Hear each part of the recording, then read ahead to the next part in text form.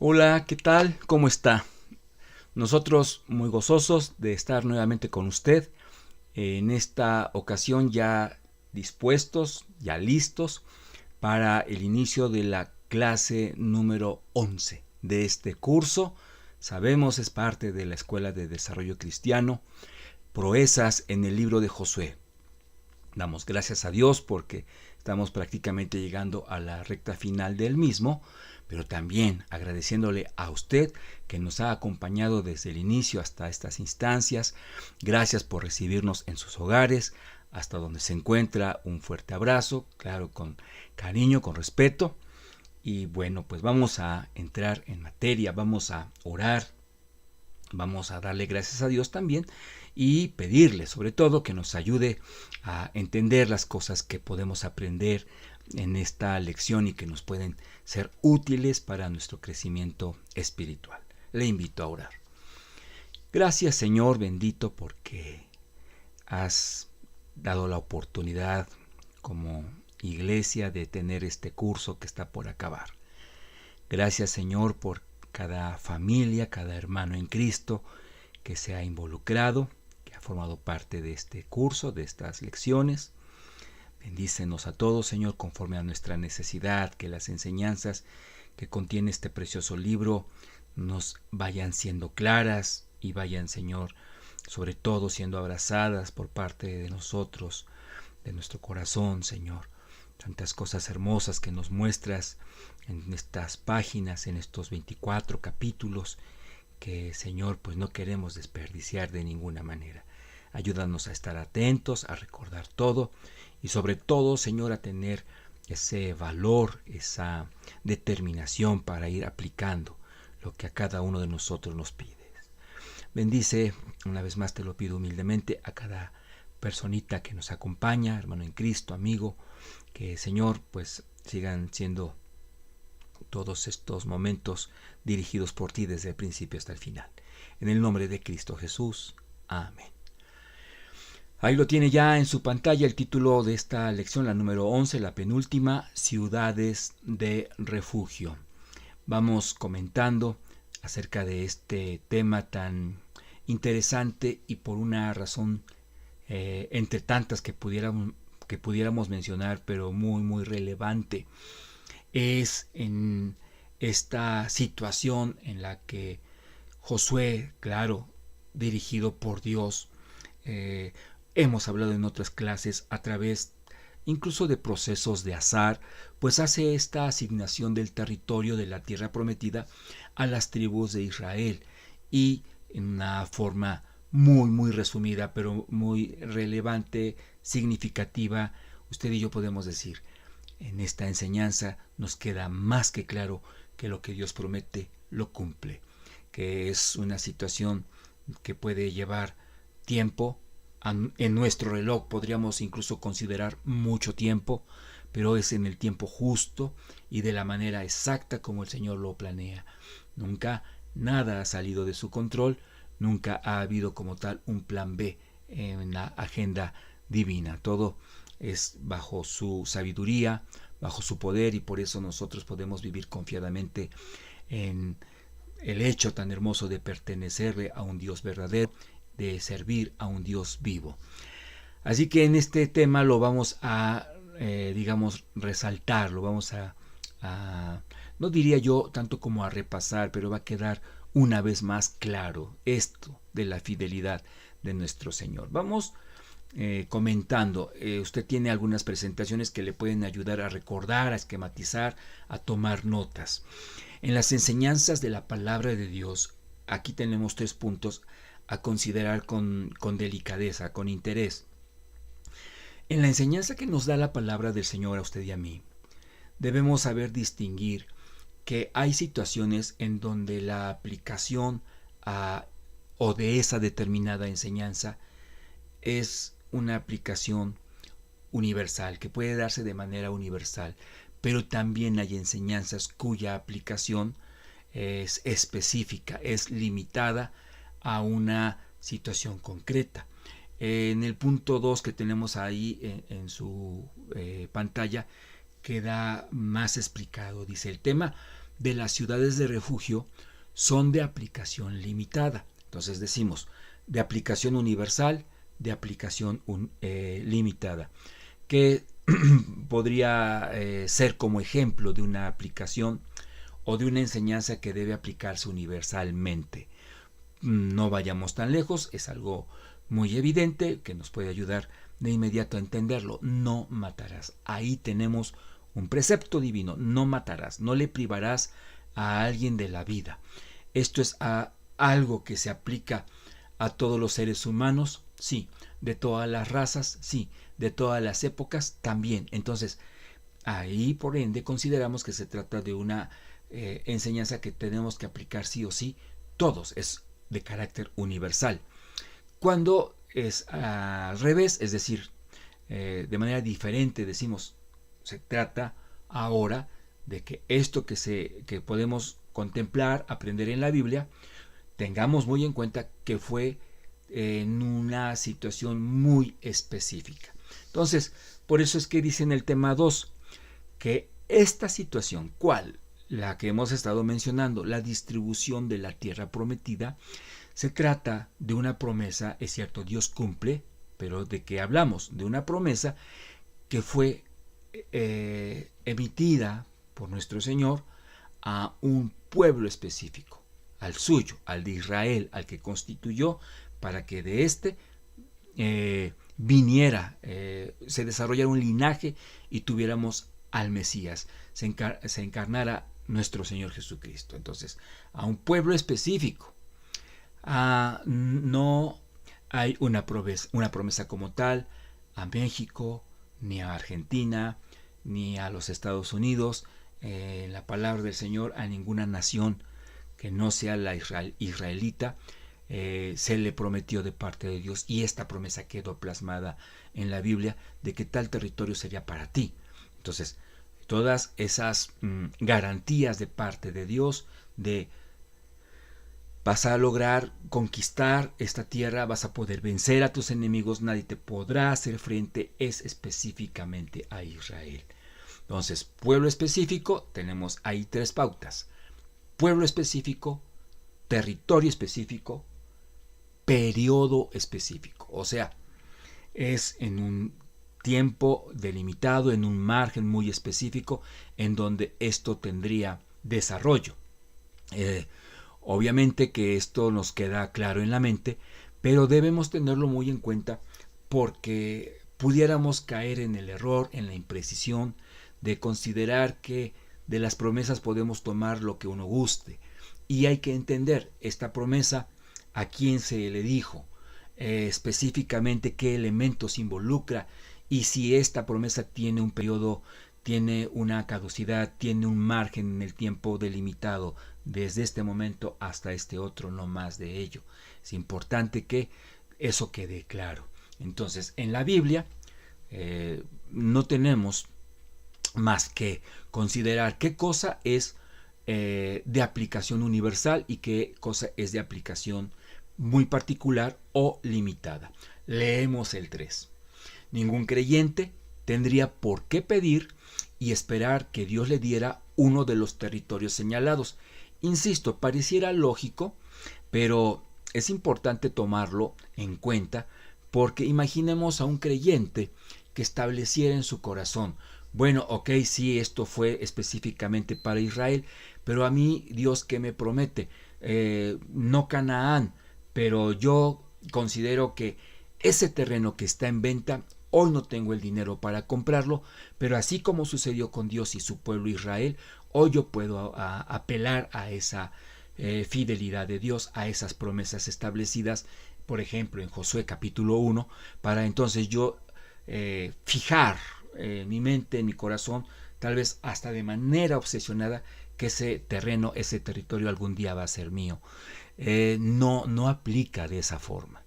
La victoria sobre el mal, sobre el pecado, a través del poder de Cristo, gracias a la dirección de Cristo, todo eso sí lo podemos desear, sí lo podemos esperar, sí podemos incluso pedir por ello, pero no de manera caprichosa, subjetiva, nosotros a una promesa darle la delimitación que queremos. Entonces aquí, insisto, queda claro que esto fue algo que se promete a Israel y que se cumple. ¿Qué podemos de esto nosotros aplicar? Bueno, que lo que el Señor ha prometido de manera universal, es decir, en donde sí estamos incluidos, tener la certeza de que el Señor en su momento y en su forma va a cumplir con esto, con esa promesa. Continuamos. En el capítulo 20 tenemos un principio universal. Bueno, lo que estábamos tratando de ejemplificar. Dios clarifica al pueblo al momento de la repartición. Es importante tener como referencia Génesis 9:6. Recuerde, estamos enfocándonos en la repartición del territorio. Y en el capítulo 20, usted y yo podemos leer conceptos universales, con todo y que la repartición fue en lo particular a un pueblo, una tierra específica, en un tiempo delimitado. No que la promesa fuera delimitada en tiempo, fuera de este tiempo ya no se puede cumplir. No, una vez que Israel pisó tierra de Canaán, la conquistó, quedó patente que el Señor cumplió su promesa. ¿Qué haya sucedido después por la infidelidad del pueblo? Esa es otra cosa. Entonces, en el capítulo 20 tenemos principios universales que están, a pesar de que esto fue particular, limitado, están a nuestro alcance. Por eso era importante que reiterara yo lo que hemos aclarado al principio. Hay cosas que nosotros podemos contemplar y decir, aquí, bendito sea el Señor, yo estoy incluido. Vamos por partes. Creo que en la medida en la que vayamos explicándolo más adelante, va a ir quedando todavía más claro. Ese es nuestro anhelo. Al momento de la repartición, se involucra un principio universal. Esto es algo que usted y yo tenemos que contemplar, porque viene de Dios para todos. El que derramare sangre de hombre, por el hombre su sangre será derramada, porque a imagen de Dios es hecho el hombre. Aquí el Señor está notificándole al pueblo que una persona que le priva de la vida a otra está en este latente riesgo. El que derramare sangre de hombre, por el hombre su sangre será derramada. O sea, habrá alguien que quiera, al menos si no lo logra, vengar esa sangre, la que cierta persona derramó, porque a imagen de Dios es hecho el hombre. Esto es algo de lo que debemos nosotros, digamos, no, tal vez si usted quiere tener cuidado, en nuestra mente, a Dios gracias, nunca pasa un pensamiento así, pero ¿qué hay, digamos, por ejemplo, de ese margen que de manera imprudente podría provocar de nuestra parte, tal vez en un accidente, el fallecimiento de una persona? Habrá alguien, me voy a adelantar un poco, familiar de la persona que pues ha perdido la vida, que buscara un mal para nosotros. El Señor está diciendo que prácticamente es inevitable el deseo en las personas, sobre todo que no tienen pues a Cristo en sus vidas como Señor y Salvador. Porque es importante que estemos mencionando todos estos detalles, por lo que nos enseña el Padre Celestial en este tema de Josué 20, del 1 al 2, hablando de las ciudades de refugio. Es el título de nuestra lección. Habló Jehová a Josué diciendo: habla a los hijos de Israel y diles, señalaos en este panorama de repartición, señalaos las ciudades de refugio, de las cuales yo os hablé por medio de Moisés. Note usted desde cuándo. Hablamos de Éxodo, capítulo 35, en donde Dios, hablando con Moisés, ya anticipa esta temática para cuando Josué estuviera repartiendo la tierra. Y espero no hacerle bolas, como se dice comúnmente, en la aplicación de algo delimitado, se involucra algo de carácter universal, de tal manera que Siempre cuando abrimos la palabra del Señor, usted, yo, podemos tener la confianza de que habrá una enseñanza, al menos, que para nosotros debe ser, digamos, nos involucra. Será menester distinguirla porque, sin duda, estará involucrándonos a nosotros también. Lo voy explicando, si me lo permite. Señalen las ciudades de refugio de las cuales yo os hablé por medio de Moisés. Entonces, usted y yo tenemos la necesidad de considerar, uno, solamente una tribu y su descendencia, la descendencia de esa tribu, no tuvo un territorio propio dentro de la distribución. Estamos hablando de la tribu de Leví, sus descendientes, los levitas. Ellos no tendrían delimitado un territorio como las otras tribus.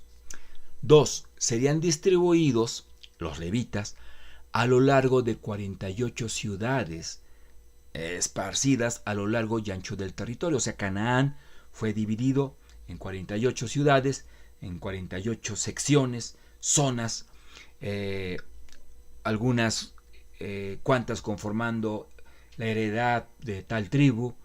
Estas tres ciudades serán la heredad de Rubén, etcétera, ¿no? Pero los levitas no tendrían delimitado, demarcado un territorio como las demás.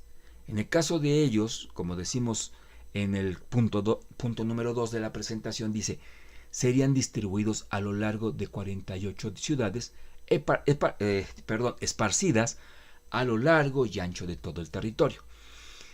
Todo esto con un propósito, con un objetivo maravilloso, dice el 3, para poder estar cerca de todo el pueblo, porque los levitas, si lo tenemos presente, estaban encomendados de la dirección, de la enseñanza, de la dirección, de la alabanza. La docencia y la liturgia eran dos ministerios encomendados para los levitas.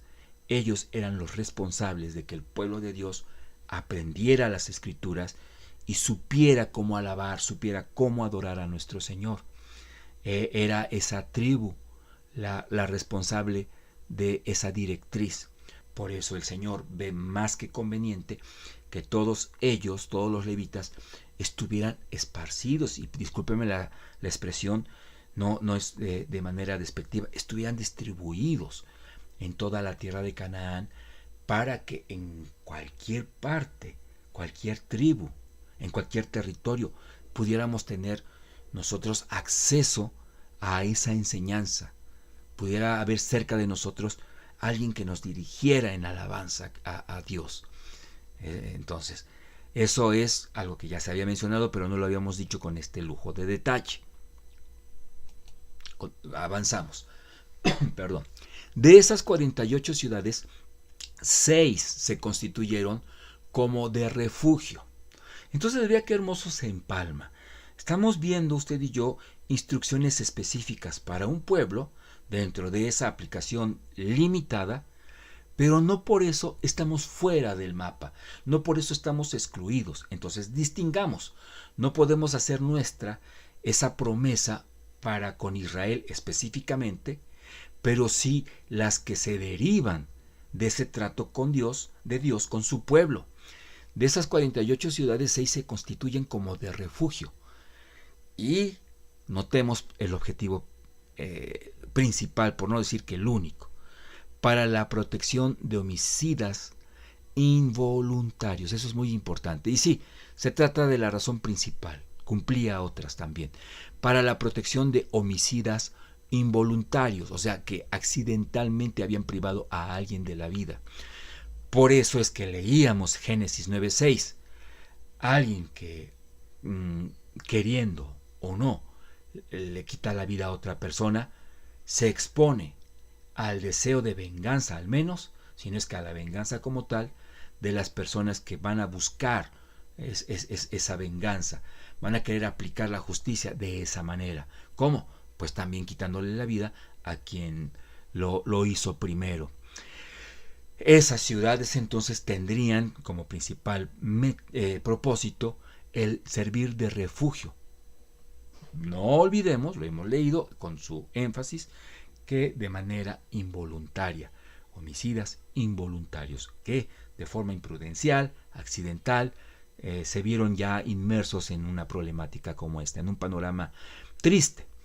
El versículo 3 del capítulo 20 señala que era legal, note usted esto, que el pariente masculino más cercano de la persona que había muerto, había sido asesinada, vengara dicha muerte. Dice, para que se acoja allí el homicida que matare a alguno por accidente y no a sabiendas, no premeditadamente, y os servirán de refugio. Y leemos con detenimiento la última frase, contra el vengador de la sangre. Aquel familiar que se siente agravado, el más cercano, el mayor en jerarquía familiar, es el que tendría esa responsabilidad. Podría hacerlo incluso de forma legal. Entonces, vaya, no habría delito que perseguir si él lo desarrollara de esa forma. Entonces, vea la importancia de que sí hubiera refugio para las personas que, pues lamentablemente, no queriéndolo, en nuestros tiempos lo diríamos, ¿no? En ese tiempo obviamente que no hubiera procedido de esa forma, ¿no? Pero alguien está por ahí pintando, está colocando un espectacular en la ciudad, yo paso, tiro sin quererla, golpeo sin querer la escalera en donde está esta persona y cae y pasa esa desgracia. Fue imprudencial, pero al final de cuentas, pues algo que tiene que desarrollar un juicio, etcétera, ¿no? Entonces, por eso es que estamos viendo cómo Dios establece estas normas para su pueblo, considerando que sería, si bien es cierto, no el pan de todos los días, sí algo que podría ocurrir no una, sino varias veces. A esas ciudades el homicida podía llegar y estar resguardado hasta la celebración de un juicio que determinara el carácter involuntario de esa muerte. Después del veredicto que confirmara que fue involuntario, regresaba custodiado y permanecería ahí. Entonces, pasa el accidente, lo vamos a decir como lo mencionaríamos en nuestra época, y una, digamos, patrulla se encargaría de ir por él una vez él habiendo huido a esa ciudad de refugio. Una, digamos, comisión, una representatividad de la justicia iría por él para no arriesgar su vida.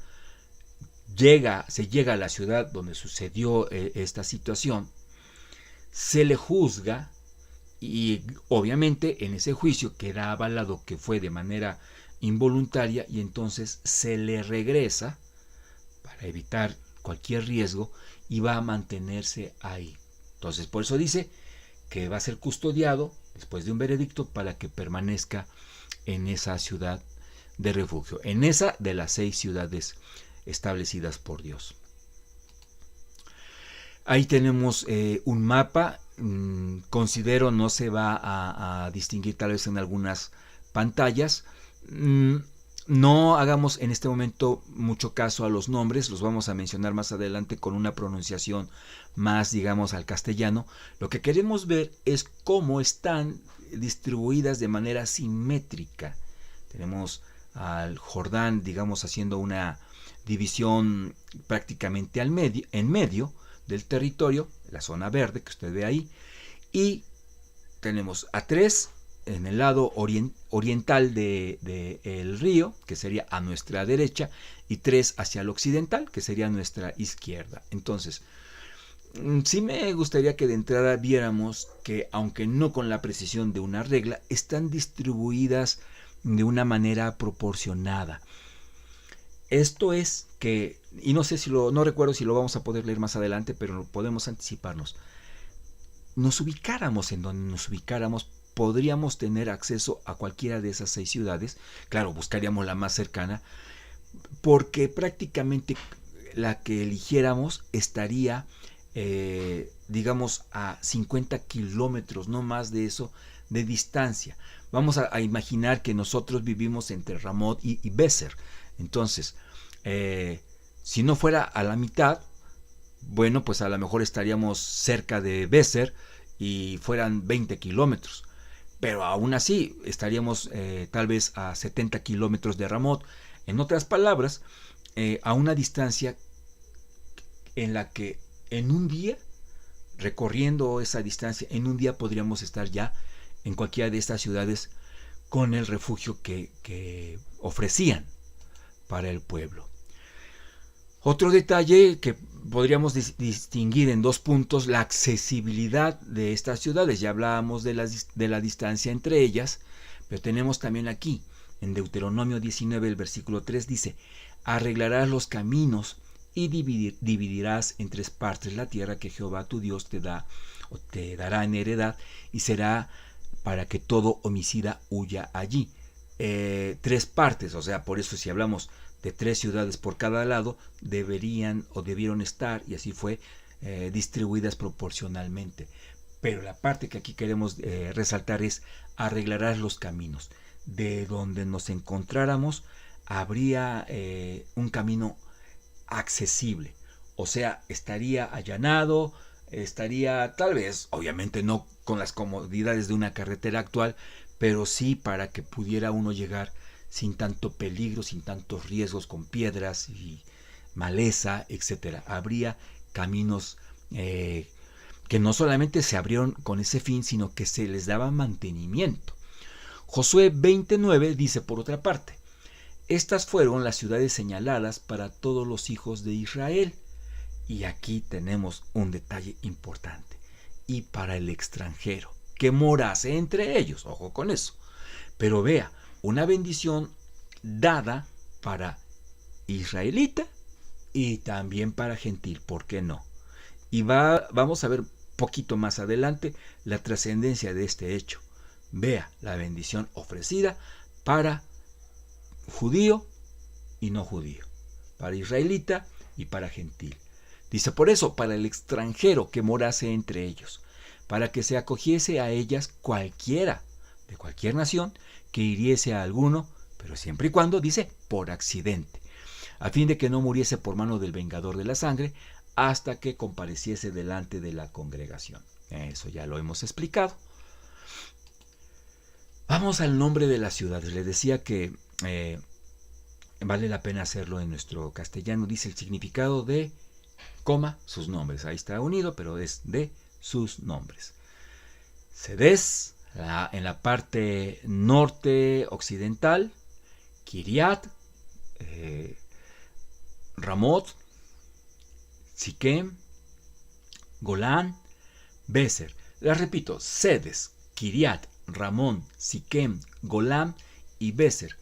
Ahora, ahí estamos poniendo los nombres en cierto orden y no tienen que ver con la ubicación en el mapa. Veamos aquí solamente el tema de los nombres. Cada uno tiene un significado. Y esta es una de las partes que más llaman nuestra atención en el tema de las ciudades de refugio. Cedes, santidad. Kiriat, comunión. Ramot, altura, mayor altura, la máxima altura que uno puede imaginarse. Siquem, fortaleza. Golán, gozo. Beser, seguridad. Explicaremos por qué dice ahí armamento seguro. Viéndolo con detenimiento, es hermoso observar que tenemos ante nuestros ojos virtudes del carácter de Cristo, sus atributos, lo que Él es en esencia. Es santo, es nuestra fortaleza, nos ofrece comunión, nos da gozo, es lo máximo, y también en Él podemos tener seguridad. Es entonces que en las ciudades de refugio tenemos de manera preanunciada el refugio que en Cristo usted y yo podemos tener. Y sí, subrayo el usted y yo, tomando en cuenta que en la mayoría de los casos al menos estoy hablando con alguien que no es judío, de descendencia judía. Porque ya lo vimos en la palabra de Dios, será refugio tanto para el judío como para el gentil. Tenemos entonces estos atributos divinos, siendo el nombre o la explicación de los nombres de estas ciudades. Nos vamos a regresar un poco más adelante a este tema, pero vamos terminando con la secuencia. Estas ciudades, bueno, ya dijimos, prefiguran a Cristo en su ministerio sacerdotal. ¿Qué dice Hebreos 9:15? Dice, así que por eso, hablando de Jesucristo, por eso es mediador de un nuevo pacto, para que, interviniendo muerte, la de Cristo, para la remisión de las transgresiones que había bajo el primer pacto, los llamados reciban la promesa de la herencia eterna. ¿Y qué es esto sino la salvación? Entonces vea cómo se aplica. La persona que había de manera accidental, imprudente, dado muerte a alguien en esta ciudad, tenía protección, podía contar con ella. ¿Cuándo es que se le decía, eres libre, has pagado con esta situación? Tuvimos que aislarte para que no fueras objeto de una venganza. Pero note, o sea, él no podía estar con sus seres queridos. Ellos se habían quedado en la ciudad natal, en la de origen, subrayo. Entonces, sí había cierta privacidad de muchos privilegios, pero al menos estaba protegido ¿de qué? De ser asesinado también. Entonces, es a partir de, me adelanto, de la muerte del sumo sacerdote, de hecho lo leímos hace unos momentos, que él podía ya regresar y ya sin el riesgo de ser asesinado. ¿Por qué? Porque ya había pagado.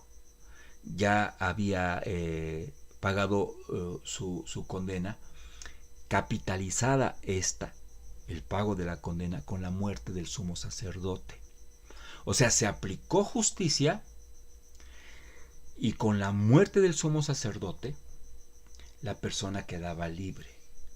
Se aplica la justicia divina en la cruz del Calvario, recayendo toda la ira de Dios Padre al Hijo, a nuestro Señor Jesucristo, que con su muerte a usted y a mí nos hace libre de la culpa del pecado, siempre y cuando vemos este regalo de amor como el único medio para ser salvos y lo aceptamos, lo declaramos como lo que necesitamos y decimos por ende a Cristo, Señor, tú eres mi Salvador, tú eres mi Señor, y como consecuencia, Señor, pues mi vida te pertenece, quiero ahora vivir para ti, no para el pecado. Entonces, por eso es que las ciudades de refugio prefiguran el ministerio sacerdotal de parte de Cristo Jesús. La condena del refugiado terminaba justo cuando el sumo sacerdote moría. Y nosotros tenemos un sumo sacerdote que es Cristo Jesús. Las ciudades de refugio combinaban dos aspectos. Justicia, la persona estaba ahí porque de alguna forma se había descuidado, había sido irresponsable y no recibía el mismo castigo que haberlo hecho de manera premeditada, pero estaba de alguna forma en ese refugio privado de muchos privilegios, de niveles de libertad, pero misericordia, que no hubiera un daño para con él, incluso que quedara libre con la muerte del sumo sacerdote, insistimos. Entonces combinaban justicia y misericordia, lo mismo que en la cruz de Cristo. Claro, en Cristo. Cuando decimos en la cruz de Cristo, no hablamos de la cruz, sino de lo que representa nuestro Señor bendito, el Verbo encarnado, muriendo en una cruz por usted y por mí, haciéndose justicia y aplicándose misericordia para quien creyera en ese momento y posteriormente en ese regalo de amor, en ese don de salvación por parte de Dios. Justicia, sí. El pecado quedó, digamos, la ira de Dios se desbordó plenamente en contra de nuestros pecados, sí, ya, desde ya, en el Calvario, en Cristo. Misericordia para usted y para mí. Entonces, por eso es que nuestra responsabilidad como creyentes es que esto lo anunciemos cada día a quienes han de escuchar de este plan de amor, de este plan de salvación. Sigo leyendo. Ante la necesidad de pagar con la muerte por un delito, la ciudad de refugio constituía protección necesaria y la liberación final con la muerte, la del sumo sacerdote. Es cierto, al sumo sacerdote no se le mataba por causa de estas personas que estaban en la ciudad de refugio, pero era el parámetro. Les decía que vamos a regresar un poco. Aquí está. ¿Cómo usted, cómo yo podemos hablar con certeza de que estamos en el mejor refugio que un hombre puede contemplar, al que un hombre puede acudir? Torre Fuerte es el nombre de nuestro Señor. ¿Cómo podemos nosotros, aun siendo creyentes, poder gozar de esto de manera plena? Porque seamos honestos, en el creyente hay momentos en donde esto puede flaquear. ¿De qué estamos hablando? De la tranquilidad, de la paz, del sentirse confiados. Tiene que ver con esto, hermanos, si me lo permite irlo clarificando. Es en la medida en la que nosotros consideramos justamente estos atributos divinos. Porque en una genuina adoración vemos lo que significa cada ciudad y decimos, qué hermoso, aquí está reflejado el carácter de Dios, el carácter de Cristo. Y estamos en un acto de alguna forma de adoración en ese reconocimiento. Pero un acto de adoración tiene que trascender a un acto de obediencia. Entonces, no basta con que contemplemos y digamos, qué hermoso eres, Señor, sino que justo motivados por esa adoración digamos, por ende entonces yo voy a desear, voy a hacer, voy a observar, voy a querer estos ajustes en mi vida como un acto palpable de adoración y no solamente en un acto de expresión. ¡Oh, wow! ¿Qué quiero decir con esto? Que si el Señor es santo, yo obedezco a ese lineamiento. Sed pues santos, como yo soy santo. Si el Señor me ofrece comunión, yo no voy a procurar comunión con las tinieblas, porque o estoy en Cristo o estoy fuera de Cristo. Hablando de Ramot, máxima altura. No hay en mi vida nada que ocupe el lugar de Cristo. No hay nada en mi corazón que comparta la gloria con Cristo. Ni yo mismo, o mucho menos yo mismo. Fortaleza, hablando de Siquem, el Señor, cuando hablamos de fortaleza, no es la fortaleza que puedo adquirir para mis músculos, por ejemplo. Cuando dice ahí fortaleza, se trata como de la barda, del muro de un castillo. En Cristo estamos protegidos. Someteos pues a Dios, resistid al diablo, y el diablo huirá de vosotros. Someteos pues a Dios, resistid al diablo, y huirá de vosotros. Entonces, en Cristo estamos protegidos. No se trata de envalentonarnos con el enemigo de nuestras almas y considerar que podemos ganarle un round. Es en Cristo que podemos salir victoriosos, y solamente así. Gozo. El pecado lo quita. Inmediatamente uno de los estragos, uno de los primeros impactos que se experimenta cuando está uno en pecado es ya no tenemos el gozo de la salvación. Entonces, vea cómo lo que decimos de una manera simplista, pórtate bien, es realmente un llamado a desarrollar, buscar el desarrollo de un carácter en Cristo como el de Cristo, para realmente poder hablar de que estamos en esa comunión con Él, protegidos de cualquier cosa. Y Besser, que dice seguridad, armamento seguro, la seguridad que dan las armas. Tiene que ver con un ambiente bélico como el de Siquem, que es fortaleza, sí, pero fortaleza es me protejo, y en Besser, la seguridad que da el armamento seguro. Porque las armas de nuestra milicia no son carnales, sino poderosas en Dios para la destrucción de fortalezas. Segunda a los Corintios 10:4. La oración. Toda esa descripción que vemos en Efesios capítulo 6, la armadura de Dios, tema para otro curso incluso. Son esas armas efectivas. El apelar al Evangelio, centrarnos en la palabra de Dios. No está explícitamente la oración involucrada como parte de la armadura, pareciera que queda afuera, porque hay un comentario intermedio del apóstol Pablo, pero si lo notamos dice, y oren por mí. Si está hablando en el contexto del capítulo 6, usted y yo bien podemos considerar, tomar en cuenta que la oración es una de las armas más poderosas en las manos de un creyente. Entonces, ahí está. Se trata de, viviendo en temor santo, nosotros desear, pedir por todo esto en nuestro corazón, en nuestros pasos, en nuestros labios, vivir conforme a esto, para que entonces usted y yo, podamos dormir como unos bebés, porque estamos seguros de que nuestra comunión con Cristo no está manchada por nada. No hay algo por ahí que esté pendiente.